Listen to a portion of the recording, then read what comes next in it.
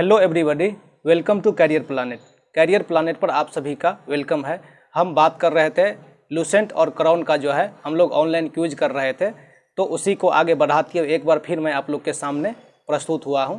तो चलिए हम इसे स्टार्ट करते हैं। स्टार्ट करने से पहले थोड़ा सा हम लोग जान ले, देखिए ना हम लोग के पास लिखने के लिए कुछ है, ना पढ़ने ना लिखाएंगे कुछ। क्या करना है आपको, बहुत ही बढ़िया से इस मेरे बातों को सुनना है। 10 मिनट 20 मिनट का वीडियो बनाएंगे, प्रत्येक टॉपिक पे बन जाएगा। उस पर हम थोड़ा एक अच्छा खासा बैकअप आप लोग का तैयार करवा देंगे। और बैकअप तैयार करने के बाद अर्थात ये वीडियो देखने के बाद क्या करना है आपको, उसकी दोनों किताब को पढ़ना है, ठीक है। दोनों किताब को पढ़ने के बाद आपका एक बहुत ही बेहतरीन तैयारी हो जाएगा, जो कहीं ना कहीं आपको एग्जाम में अच्छे मार्क्स या एग्जाम को क्वालिफाई करने में आप बहुत ही अच्छा आपको मतलब मददगार साबित होगा। तो हम दोनों में स्टार्ट किए हुए थे मॉडर्न हिस्ट्री। मॉडर्न हिस्ट्री का सबसे पहले हमने स्टार्ट किया था कि उत्तर मुगल काल को हमने कंप्लीट कर रखा था, दोनों में, लूसेंट और क्राउन दोनों में। उसके बाद हमने किया था कि कुछ राज स्वतंत्र हो गए थे, जैसे कि मैसूर, कर्नाटक, अवध, हैदराबाद, ये सारे के सारे राज्य के बारे में हम लोगों ने देख रखा था। और आज हम स्पेशली बात करेंगे कि भारत में किस तरह से अंग्रेजी कंपनी आते हैं और यहाँ पर विभिन्न अंग्रेजी कंपनी आकर यहाँ पर जो है अपना फन फैला कर बैठते हैं और एक लंबे समय तक भारत को जो है गुलाम बनाते हैं। तो उसी के बारे में हम यहाँ पर बात करने के लिए आप लोग के समक्ष उपस्थित हुआ। तो चलिए हम इसे स्टार्ट करते हैं। इससे पहले कि आगे बढ़ें, यदि आप इस चैनल पर हैं तो नया हैं तो सब्सक्राइब कर लीजिए और बेल आइकन भी दबा दीजिएगा। तो चलिए हम आगे बढ़ते हैं। सबसे पहले आपको बता दें कि ये कंपनियां भारत ही क्यों आती है और ये यूरोपीय कंपनियां ही क्यों हैं। उस टाइम पे अंग्रेज लोग या फिर और अलग अलग जगह के लोग, दक्षिण अफ्रीका के लोग क्यों नहीं यहाँ पर आकर बसने लगे, उनको क्या। तो देखिए सबसे बड़ी बात है कि ये लोग जो थे, इन लोग को कहीं ना कहीं से किसी न किसी सुराग से पता चला था यूरोप वासियों को कि दक्षिण पूर्व में कहीं एक देश है जहाँ पर मसाला होता है। और ठंडी के दिनों में मसाला जो है, यहाँ के लोग, ये साइबेरिया, रूस वगैरह के लोग जो थे यहाँ पर, मतलब यूरोप के जो जितने भी लोग थे, सारे के सारे लोग ठंड प्रदेश के थे। और जब ठंडी के मौसम आते थे तो उन लोग को जो है कच्चा मांस खाने में परेशानी होती थी, तो अपना मसाला वगैरह डाल के खाते थे, थोड़ा सा टेस्टी लगता था। तो उसी चीज़ का पता करने के लिए और यहाँ से खरीद के ले जाने के लिए जो है आते थे। अनेक कंपनी आते हैं और यहाँ से व्यापार करके लेकर जाते हैं सामान को। और इसी क्रम में कुछ कंपनियां जो अपने आप को बहुत मजबूत साबित कर लेती है, रह जाती है और भारत को तकरीबन 200 सालों तक गुलाम बना कर रखती है। और आज हम 2021 में चल रहे हैं। तो चलिए उसी चीज़ों को हम आगे बढ़ाते हैं। यहाँ पर होता क्या है कि सबसे पहले यहाँ पर अलग अलग कंपनियों के बारे में अलग अलग चीज़ें पूछ दी जाती है कि ये कंपनी की स्थापना कब हुई थी। मतलब सबसे पहले पूछ दिया जाता है कि कंपनी की स्थापना कब होती है। कंपनी की स्थापना के बाद पूछ दिया जाता है कि कंपनी का आगमन कब होता है, कौन सा कंपनी कब आता है। और कंपनी के आगमन के बाद यहाँ से जो है पूछा जाता है कि कौन कंपनी जो है अपना मतलब सबसे पहले कोठी या कारखाना किस स्थान पर जो है स्थापित किया था। तो ये इन सारी चीज़ों को मतलब एक बहुत ही बेटर आपको बैकअप लेना पड़ेगा। नहीं तो क्या होगा कि आपसे क्वेश्चन में पूछ दिया जाएगा तो जहाँ पे आगमन का वर्ष है वो आप स्थापना का वर्ष डाल देंगे, स्थापना के वर्ष पे आप क्या करेंगे, आगमन का वर्ष डाल देंगे। तो चलिए हम इसी चीज़ को हम अब आगे बढ़ते हैं। तो देखिए सबसे पहले हम यहाँ पर आगमन का बात कर लेते हैं, कौन सा कंपनी कब यहाँ पर भारत में आती है। तो सबसे पहले पुर्तगाली ईस्ट इंडिया कंपनी भारत में आती है। पुर्तगाली ईस्ट इंडिया कंपनी के बाद जो है डच ईस्ट इंडिया कंपनी आती है। अंग्रेज नहीं आती है 2 नंबर पे, ठीक है। कौन आती है, सबसे पहले पुर्तगाल, और पुर्तगाल के बाद जो है डच ईस्ट इंडिया कंपनी आती है। और डच के बाद अंग्रेज आती है। और अंग्रेज के बाद आती है डेनिश, ठीक है। और डेनिश के बाद आती है फ्रांसीसी ईस्ट इंडिया कंपनी। और इस प्रकार से लास्ट में जो है फ्रांस आती है और फ्रांस को जो है मारपीट के यहाँ से भगा दिया जाता है। तो सबसे पहले पुर्तगाल के बाद कौन आया, डच के बाद अंग्रेज के बाद ड्रेन के बाद कौन आता है, तो ये फ्रांसीसी आता है। ये तथा आने का क्रम। अब हम कंपनियों की स्थापना का क्रम जान लेते हैं। तो सबसे पहले पुर्तगाली ईस्ट इंडिया कंपनी की स्थापना 1498 ईस्वी में एस्तादो द इंडिया के नाम से, नाम याद रखिएगा, 4 ऑप्शन दे देगा कि किस कंपनी का कौन सा नाम है। तो पुर्तगाली ईस्ट इंडिया कंपनी की स्थापना जो होती है 1498 ईस्वी में एस्तादो द इंडिया के नाम से होती है। उसके बाद जो है ईस्ट इंडिया कंपनी की स्थापना होती है 1595 ईस्वी में। कितना में, 1595 ईस्वी में ईस्ट इंडिया कंपनी की स्थापना होती है। उसके बाद डच ईस्ट इंडिया कंपनी की स्थापना जो है 1602 में होती है। लेकिन एक चीज़ माफ कीजिएगा कि ब्रिटिश ईस्ट इंडिया कंपनी की स्थापना जो है 1599 ईस्वी में होती है, 1595 में नहीं होता है। और डच ईस्ट इंडिया की 1602 ईस्वी में होती है। उसके बाद ड्रेन ईस्ट इंडिया कंपनी की 1616 में होती है। और फाइनली लास्ट में जो है फ्रेंच ईस्ट इंडिया कंपनी की स्थापना 1668 ईस्वी में होती है, लेकिन आ जाते हैं 1664 में ईस्वी में। तो इस प्रकार से हमने देखा सबसे पहले आगमन, सबसे पहले पुर्तगाल आता है, उसके बाद डच आता है, डच के बाद अंग्रेज आते हैं, अंग्रेज के बाद ड्रेन आते हैं, ड्रेन के बाद फ्रांसीसी आते हैं। ठीक उसी प्रकार सबसे पहले जो है पुर्तगाल ईस्ट इंडिया कंपनी 1498 ईस्वी, ठीक है 1498 ईस्वी, उसके बाद ब्रिटिश ईस्ट इंडिया कंपनी 1595 ईस्वी, उसके बाद डच ईस्ट इंडिया कंपनी 1602 ईस्वी, उसके बाद ड्रेन 1616 ईस्वी और फ्रेंच 1668 ईस्वी। ये था उसके स्थापना का क्रम। अब भारत कौन सा कंपनी कब आता है, इस चीज़ पे ध्यान देंगे। तो सबसे पहले भारत आता है 17 मई 1498 ईस्वी को जो है यहाँ पर पुर्तगाली ईस्ट इंडिया कंपनी भारत आते हैं। ठीक है 1798 में ही भारत आ जाते हैं पुर्तगाली ईस्ट इंडिया कंपनी।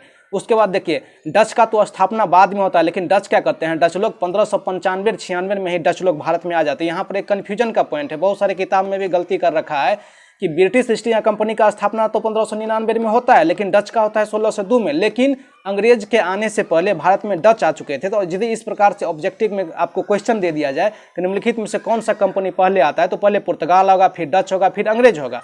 ठीक है, और स्थापना का वर्ष देगा तो स्थापना का वर्ष फिर उल्टा हो जाएगा। सबसे पहले पुर्तगाल 1498, ब्रिटिश 1699, डच 1602 में, सॉरी ब्रिटिश 1599 और डच 1602 में। ये चीज़ आपको याद रखना है। तो क्या हुआ कि यहाँ पर सबसे पहले पुर्तगाल आता है 1498, फिर डच आते हैं 1595 में, और फिर जो है अंग्रेज आते हैं 1600 ईस्वी में। ठीक है, उसके बाद डेनिश आते हैं 1616 में, और फिर फ्रेंच आते हैं 1664 में। याद रखिएगा 1664 में फ्रेंच आते हैं, लेकिन स्थापना करते हैं 1668 में अपने कंपनी की। ठीक है, भारत में। तो ये सबसे पहले हमने देखा आगमन का क्रम, फिर स्थापना का क्रम, फिर भारत में कब आता है इसका क्रम। अब हम देखते हैं कि कौन सा कंपनी किस टाइम पे अपना प्रथम फैक्ट्री स्थापित करता है। तो देखिए सबसे पहले पुर्तगाल आता है और सबसे बाद में पुर्तगाल जाता है। 1498 में आता है और 1961 में जाता है। ठीक है, जब भारत का आज़ादी हुई है 10-12 साल 15 साल हो चुके थे, उसके बाद जो है पुर्तगाली यहाँ से भारत छोड़ के जाते हैं, वो भी खदेड़ने के बाद। हम इंडियन जब आज़ादी होने के बाद उनको खदेड़ के भगाते हैं, तब यहाँ से वो जाते हैं। ठीक है, तो सबसे पहले पुर्तगाल आते हैं और सबसे बाद में जाते हैं। ठीक है, तो यहाँ पर पुर्तगाली 1498 में ही आ जाते हैं। कहाँ, और अपना जो प्रथम 1498 में आते हैं और 1503 में अपना प्रथम फैक्ट्री आज के वर्तमान के कोचीन, जिसको कोच्चि बोला जाता है, ये केरल में स्थित है, कोचीन में अपना प्रथम फैक्ट्री स्थापित करते हैं और दूसरा फैक्ट्री पुलिकट में जो है स्थापित करते हैं। उसके बाद जो है डच आते हैं, डच आते हैं। डच 1505 में अपना प्रथम फैक्ट्री जो है मसूलीपट्टनम तमिलनाडु में अपना प्रथम फैक्ट्री जो स्थापित करते हैं डच 1505 ईस्वी में। उसके बाद 1608 ईस्वी में जो है अंग्रेज लोग अपना प्रथम फैक्ट्री चुपचाप डालने की कोशिश करते हैं, लेकिन जब जहांगीर को पता चल जाता है, तो जहांगीर को पता चलने के बाद जो है उस कंपनी को बंद करवा दिया जाता है। फिर इस दौरान मेल मिलाप कर 1611 ईस्वी में जो है सूरत में प्रथम फैक्ट्री जो है अंग्रेज के द्वारा स्थापित किया जाता है। लेकिन जो 1608 ईस्वी में स्टार्ट किया गया था, उसको 1613 में बना लिया जाता है मसूलीपट्टनम में। ठीक है, तो अंग्रेज का प्रथम फैक्ट्री कहाँ हो गया, 1611 ईस्वी में कहाँ पर, तो सूरत में, और 1613 ईस्वी में कहाँ पर, तो मसूलीपट्टनम में।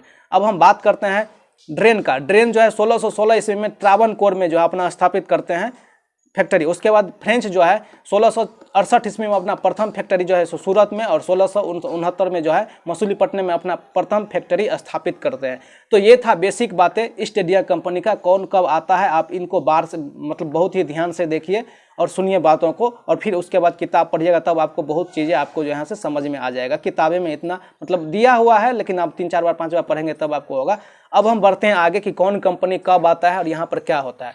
तो यहाँ पर देखिएगा सबसे पहले तो पुर्तगाल आता है। पुर्तगाली आते हैं यहाँ पर कितना, 1498 ईस्वी में। सबसे पहले 17 मई 1498 ईस्वी को भारत के कालीकट तट पर वास्को डिगामा नाम का प्रथम पुर्तगाली व्यक्ति जो है यहाँ पर आते हैं।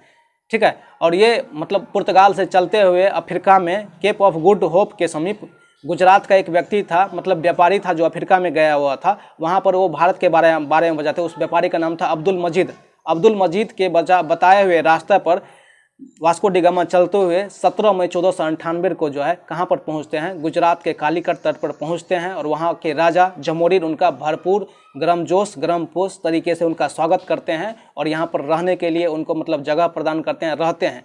और कहा जाता है कि जब वो यहाँ से गए तो, और यहाँ से जितने भी मसाला ले गए थे, तो वहाँ पे बेचने पर, पुर्तगाल में बेचने पर पुर्तगाली इसको वास्को डिगामा को जो है 60 गुना 60 टाइम्स उसको जो है ज़्यादा क्या हुआ था, लाभ हुआ था अपने व्यापार में। चूँकि इतना ज़्यादा लाभ हुआ तो क्या किया, फिर जो 1498 में तो आया था, फिर 1502 में वास्को डी गामा दौरा आया करने के लिए, लेकिन ये यात्रा उसका उतना ज़्यादा सफल नहीं हुआ। तो पहली बार 17 मई 1498 को और दूसरी बार वास्को डी गामा कब आता है तो 1502 ईस्वी को। कभी कभार ये क्वेश्चन भी पूछ लिया जाता है कि वास्को डी गामा दूसरी बार भारत में कब आया था, तो 1502 ईस्वी में।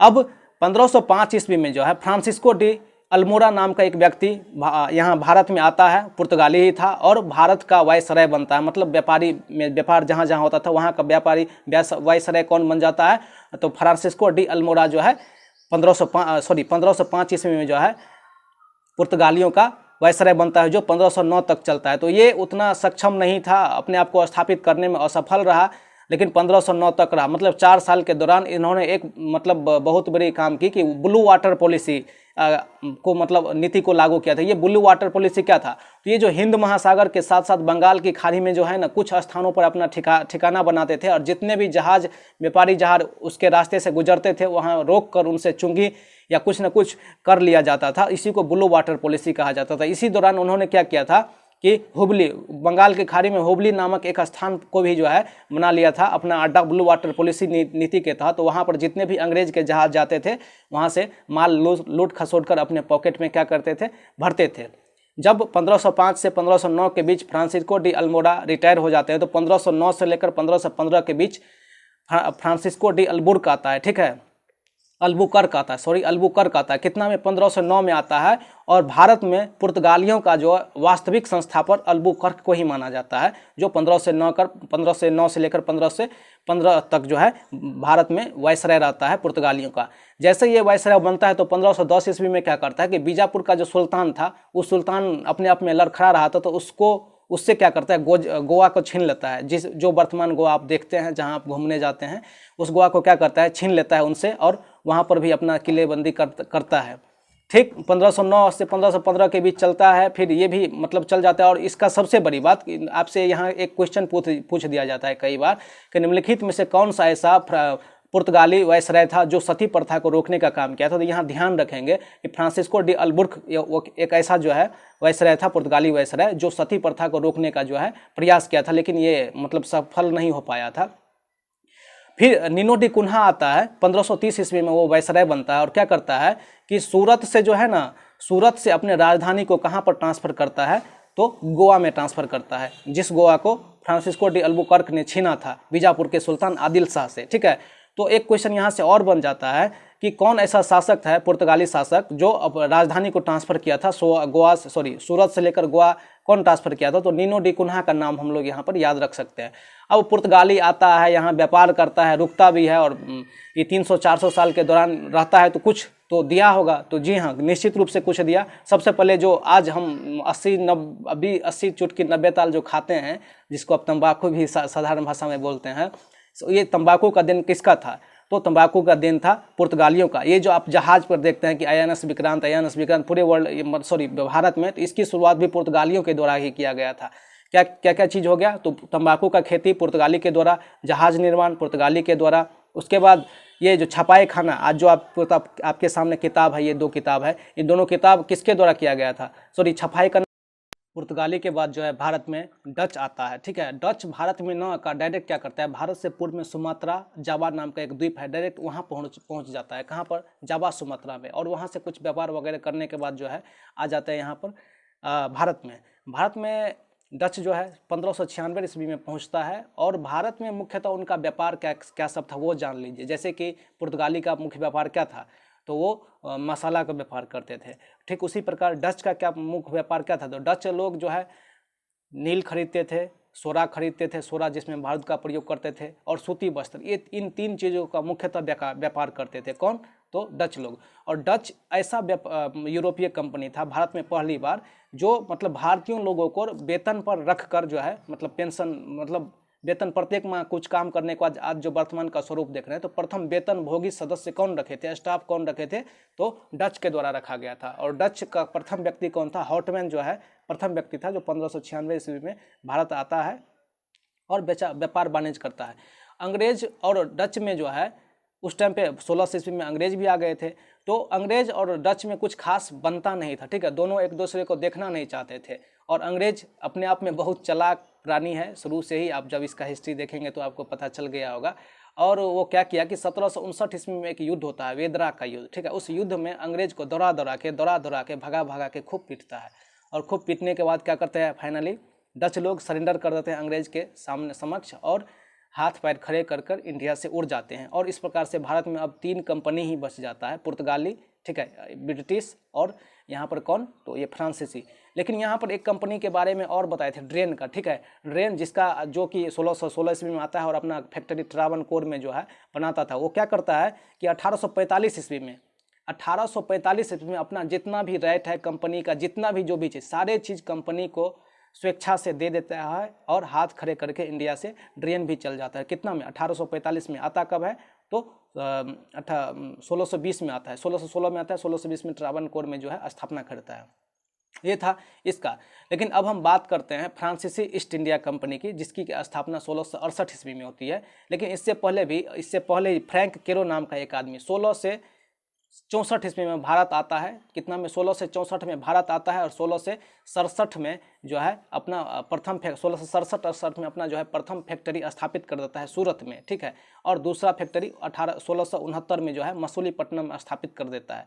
तो जैसे कि आपको पता कि अंग्रेज किसी भी दूसरी कंपनी को देखना नहीं चाह रहे थे। इसी दौरान अंग्रेज और फ्रांस का जो है नज़दीकी राष्ट्र है यहाँ पर ये ऑस्ट्रिया में, मतलब उसका जो राजा था उसका पुत्र नहीं था, तो मतलब वहाँ पर ऑस्ट्रिया के उत्तराधिकार का युद्ध चल रहा था, जिसमें फ्रांसीसी किसी और को बनाना चाह रहे थे और यूरोपीय किसी और को, मतलब इंग्लैंड वासी किसी और को बनाना चाह रहे थे। इसी बात को लेकर जो है इंडिया में एक युद्ध होता है, ठीक है, इंग्लैंड और फ्रांस के बीच। उसको हम लोग अपने इतिहास में, भारतीय इतिहास में कर्नाटक युद्ध के नाम से जानते हैं। कर्नाटक में इस प्रकार से कुल 3 युद्ध होते हैं, ठीक है। प्रथम कर्नाटक युद्ध 1746 से लेकर 1748 तक होता है। दूसरा जो है 1749 से 1754 तक का। तीसरा जो है 1756 से 1763 तक।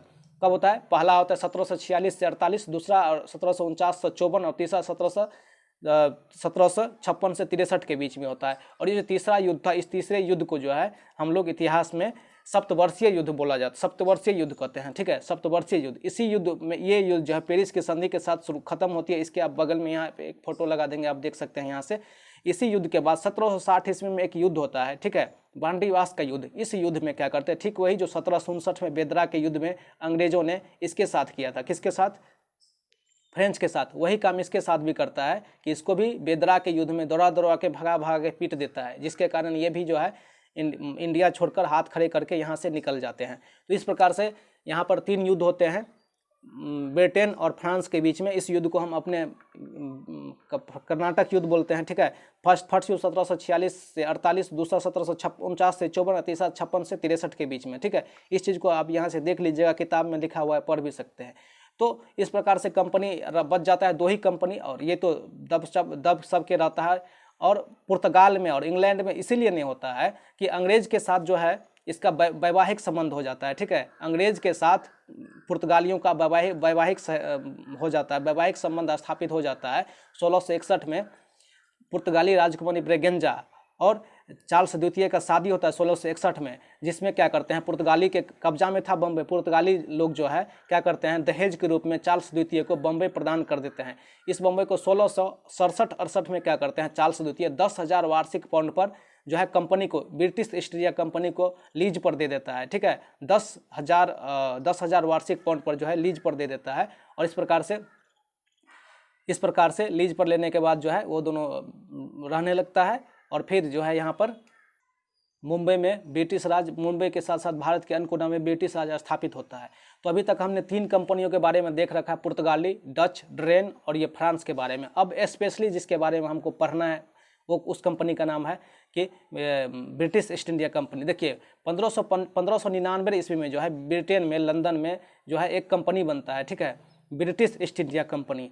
और 31 दिसंबर 1600 ईस्वी को वहाँ की महारानी एलिजाबेथ प्रथम जो है सभी कंपनियों को, ब्रिटिश ईस्ट इंडिया कंपनी को जो है 15 वर्ष के साथ एक अधिकार पत्र देता है कि आप पूर्वी देशों के साथ जो है क्या कर सकते हैं, व्यापार कर सकते हैं। इस दौरान आपको कहीं भी किसी तरह का जो दिक्कत होगा तो हम आपको पॉलिटिकली और फाइनेंशियली दोनों हम आपको मदद करेंगे। ये अधिकार पत्र कह के वो कंपनी को इंग्लैंड से निकाल देते हैं व्यापार करने के लिए। जब ये कंपनी बाहर निकलती है तो उस टाइम पे जब इसका स्थापना होता है तो उस टाइम पे भारत में जो है अकबर का शासन चल रहा होता है। और सबसे पहले जो है 1608 ईस्वी में जो है रेड ड्रैगन नाम के जहाज से जेम्स प्रथम का राजदूत के रूप में जो है स्टीफन हॉकिंग्स जो है जहांगीर के दरबार में कदम रखता है और जहांगीर से फारसी में बात करता है।